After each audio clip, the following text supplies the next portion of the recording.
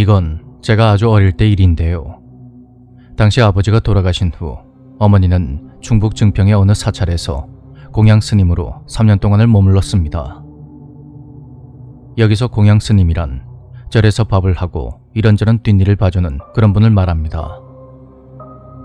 그때만 해도 많이 어렸던 저는 어머니가 왜 절에 가서 스님들 밥을 지어주는지 몰랐습니다.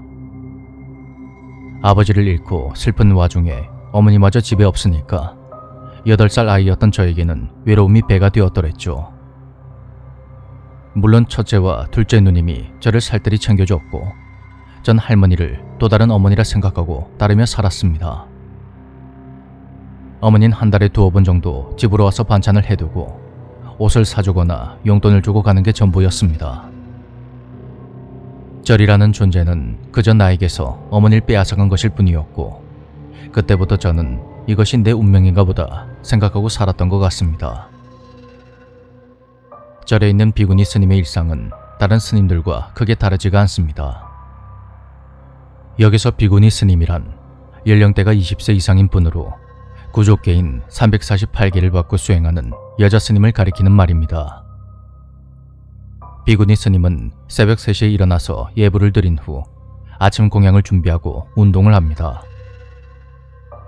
방학이 되면 어머니는 가끔 저를 절에 데리고 가서 일주일 정도 묵어가게 했는데 제 생각과는 달리 절에 과자와 사탕이 참 많더군요.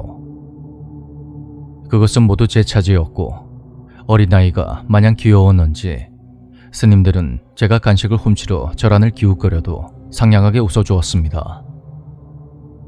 그때 깨달았던 게 있는데 스님들도 보통 사람과 크게 다르지 않다는 거였습니다.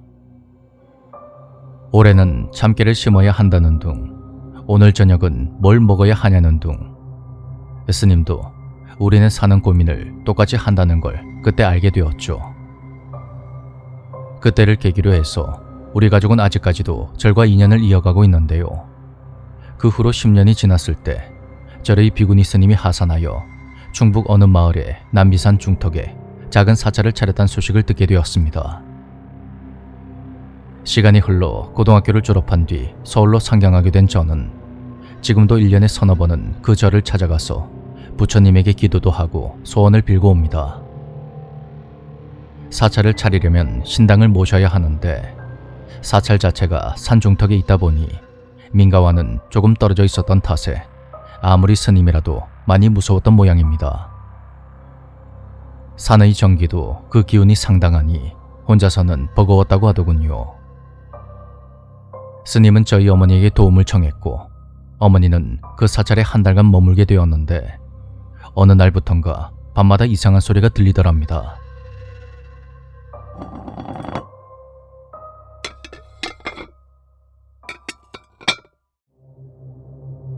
사찰 앞에는 작은 샘이 있었고 그곳에 공양 그릇들과 공양 밥그릇을 놓아두었는데 밤마다 누군가 물 뜨는 소리와 함께 그릇이 덜그럭거리는 소리가 나더라는 거였죠.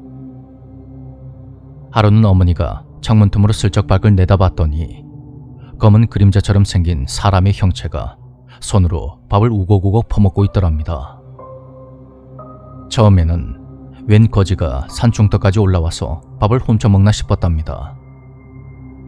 그런데 다음날 아침에 일어나서 그쪽에 가봤더니 밥이 그대로 있었고 어머니는 안 그래도 겁을 먹은 스님에겐 차마 말을 하지 못했다고 합니다. 그리고 그날 밤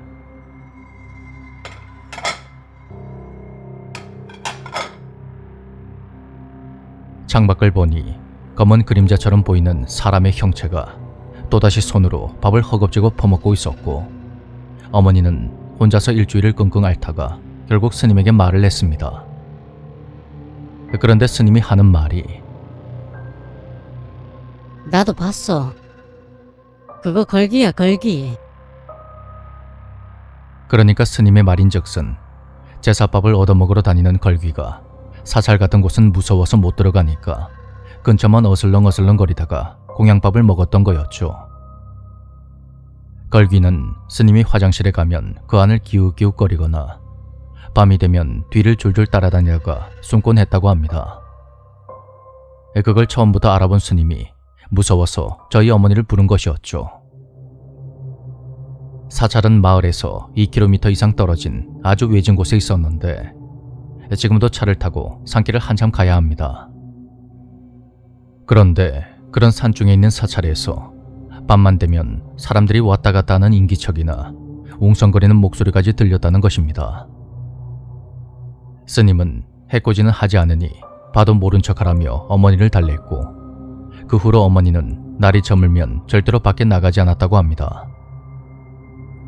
그러다가 하루는 꿈을 꿨는데 다 낡고 해진 옷을 입은 어떤 남자가 사찰 앞 샘물에서 물을 떠먹고는 그곳에 둔 공양밥을 손으로 마구 퍼먹더랍니다. 남자는 행색이 꾀죄죄 했는데 그때 사찰 뒷산 위쪽에서 새하얀 옷을 입은 백발이 노인이 내려와 남자에게 호통을 쳤습니다. 네 이놈, 여기가 어딘 줄 알고 썩 물러가거라. 그 소리에 남자는 소스라치게 놀라며 도망을 쳤고 온 산을 쩌렁쩌렁하게 울리는 노인의 목소리에 놀란 어머니는 그가 다시 뒷산으로 올라가는 모습을 보다가 잠에서 깨어났다고 합니다. 그 후로는 검은 그림자 형체는 물론이고 이런저런 소리들도 모두 사라져 버렸는데 어머니가 그 꿈을 스님에게 전했더니 스님이 옳았구나 하고 산 뒤쪽에 신당을 모셨다고 합니다.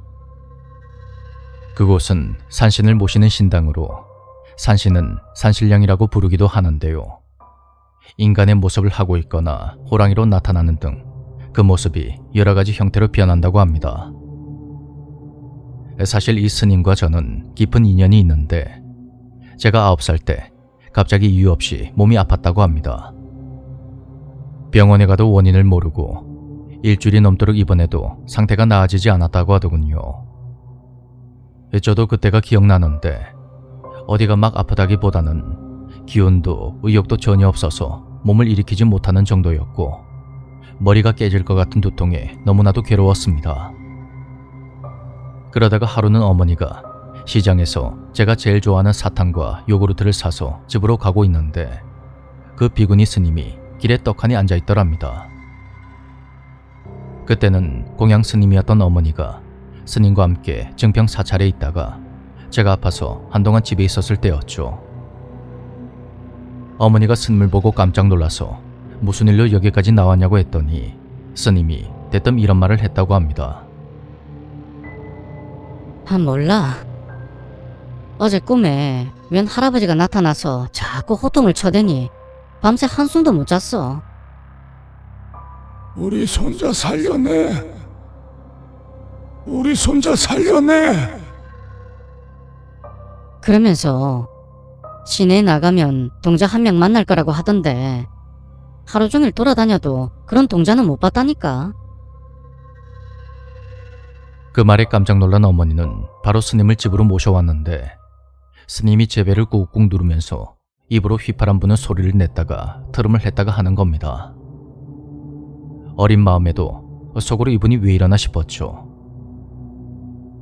그렇게 스님이 다녀가고 다음날 저는 한 달간의 투병 생활을 끝내고 어머니가 사주신 요구르트 10개를 안전자리에서 다 먹어 치운 뒤 사탕을 주머니 가득 넣고 친구랑 놀다 온다며 집 밖으로 뛰쳐나갔다고 합니다. 저희 어머니는 아직도 그 스님이 저를 살렸다고 생각하시는데 이렇게 글을 쓰고 있자니 저도 마냥 신기할 따름입니다.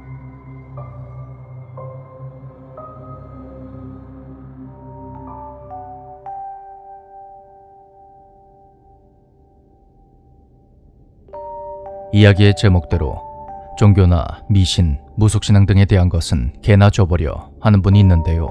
바로 우리 삼촌입니다. 전수로 따지면 이종 사촌 정도가 되는데 같은 아파트에 사는지라 그냥 삼촌이라 부르죠. 참 웃긴 게 저희 집안 사람들의 삶이 무속신앙 그 자체이고 항상 그 틀을 벗어날 수 없는 사람들인데 그런 집안에서 삼촌은 무속신앙을 쓰잘데기 없는 것이라고 합니다. 그래서 식구들은 삼촌이 있는 자리에서는 미신의 미음자도 꺼내지 않는 편입니다. 그 믿지도 않는 놈 앞에서 뭐하러 입 아프게 시부리 쌌노?